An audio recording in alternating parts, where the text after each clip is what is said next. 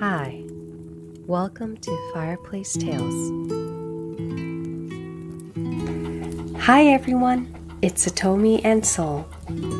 本日はオー・ヘンリーの短編20年後を朗読します。舞台は夜のニューヨーク。かつての親友と20年後にこの場所で再会しようと約束した男が寒い中その約束を守るためにやってきます。しかしその再会は予想をしない形で終わりを迎えることに。オー・ヘンリーらしい驚きのラストが待つ友情と運命の短編。一夜の再会に秘められた真実とは。どうぞ物語の結末を見届けてください。Let's get cozy and may the story begin.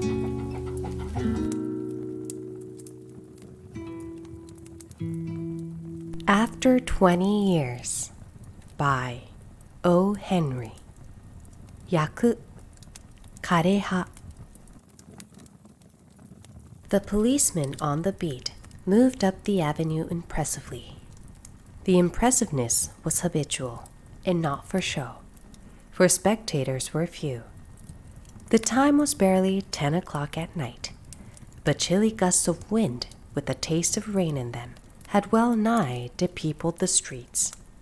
Trying doors as he went, twirling his club with many intricate and artful movements, turning now and then to cast his watchful eye down the Pacific thoroughfare. The officer, with his stalwart form and slight swagger, made a fine picture of the guardian of the peace. The vicinity was one that kept early hours. Now and then, you might see the lights of a cigar store or of an all-night lunch counter, but the majority of the doors belonged to business places that had long since been closed. When about midway of a certain block, the policeman suddenly slowed his walk. In the doorway of a darkened hardware store, a man leaned with an unlighted cigar in his mouth. As the policeman walked up to him, the man spoke up quickly. "It's all right, officer," he said reassuringly. "I'm just waiting for a friend. It's an appointment made 20 years ago. Sounds a little funny to you, doesn't it? Well, I'll explain if you'd like to make certain it's all straight. About that long ago, there used to be a restaurant where this store stands. Big Joe Brady's restaurant. Until 5 years ago," said the policeman. "It was torn down then." The man in the doorway struck a match and lit his cigar.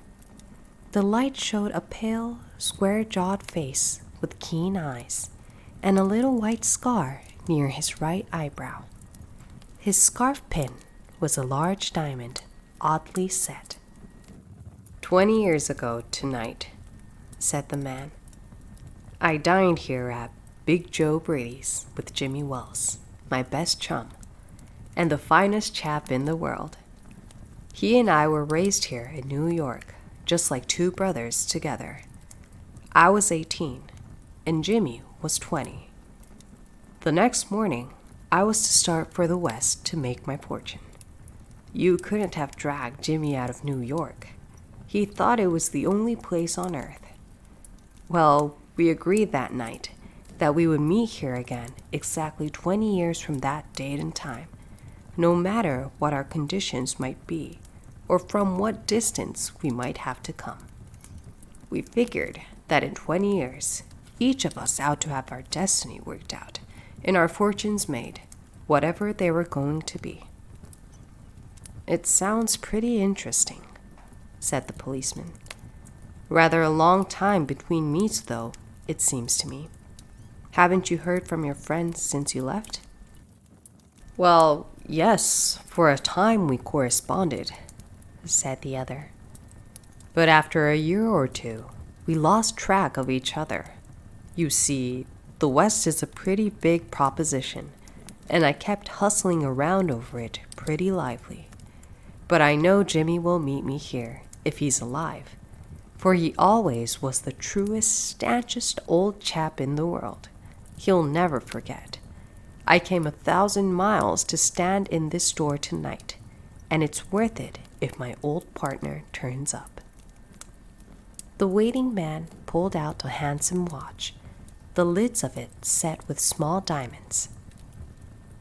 3 minutes to 10, he announced. It was exactly 10 o'clock when we parted here at the restaurant door. "Did pretty well out west, didn't you?" asked the policeman. "You bet. I hope Jimmy has done half as well. He was a kind of plotter, though. Good fellow as he was. I've had to compete with some of the sharpest wits going to get my pile. A man gets in a groove in New York. It takes the West to put a razor edge on him." The policeman twirled his club and took a step or two. "I'll be on my way. Hope your friend comes around all right.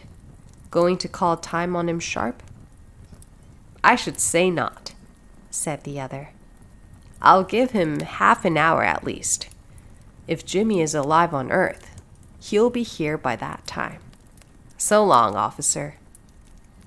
"Good night, sir," said the policeman, passing on along his beat, trying doors as he went. There was now a fine cold drizzle falling, and the wind had risen from its uncertain puffs into a steady blow. The few foot passengers astir in that quarter hurried dismally and silently along with coat collars turned high and pocketed hands. And in the door of the hardware store, the man who had come 1,000 miles to fill an appointment, uncertain almost to absurdity, with the friend of his youth, smoked his cigar and waited. About 20 minutes he waited, and then a tall man in a long overcoat, with collar turned up to his ears, hurried across from the opposite side of the street. He went directly to the waiting man. "Is that you, Bob?" he asked doubtfully. "Is that you, Jimmy Wells?" cried the man in the door. "Bless my heart!" exclaimed the new arrival, grasping both the other's hands with his own. "It's Bob, sure as fate. I was certain I'd find you here if you were still in existence. Well, well, well, 20 years is a long time. The old restaurant's gone, Bob. I wish it had lasted, so we could have had another dinner there. How has the West treated you, old man?" "Bully, it has given me everything I asked it for. You've changed lots, Jimmy. I never thought you were so tall by 2 or 3 inches. Oh, I grew a bit after I was 20. Doing well in New York, Jimmy?" "Moderately. I have a position in one of the city departments. Come on, Bob. We'll go around to a place I know of and have a good long talk about old times." The two men started up the street, arm in arm. The man from the West, his egotism enlarged by success, was beginning to outline the history of his career. The other, submerged in his overcoat, listened with interest. At the corner stood a drugstore, brilliant with electric lights. When they came into this glare, each of them turned simultaneously to gaze upon the other's face. The man from the West stopped suddenly and released his arm. "You're not Jimmy Wells," he snapped. 20 years is a long time, but not long enough to change a man's nose from a Roman to a pug. It sometimes changes a good man into a bad one, said the tall man. You've been under arrest for 10 minutes, Silky Bob. Chicago thinks you may have dropped over our way and wires us she wants to have a chat with you. Going quietly, are you? That's sensible. Now, before we go on to the station, here's a note I was asked to hand you. You may read it here at the window. It's from Patrolman Wells. The man from the West unfolded the little piece of paper handed him. His hand was steady when he began to read, but it trembled a little by the time he had finished. The note was rather short. Bob, I was at the appointed place on time.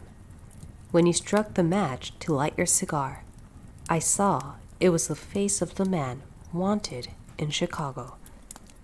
Somehow, I couldn't do it myself, so I went around and got a plainclothes man to do the job. Jimmy.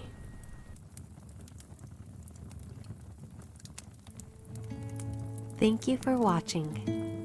いかがでしたでしょうか？動画を気に入っていただけた方は、ぜひ高評価、チャンネル登録をよろしくお願いいたします。それではまた次の動画でお会いしましょう。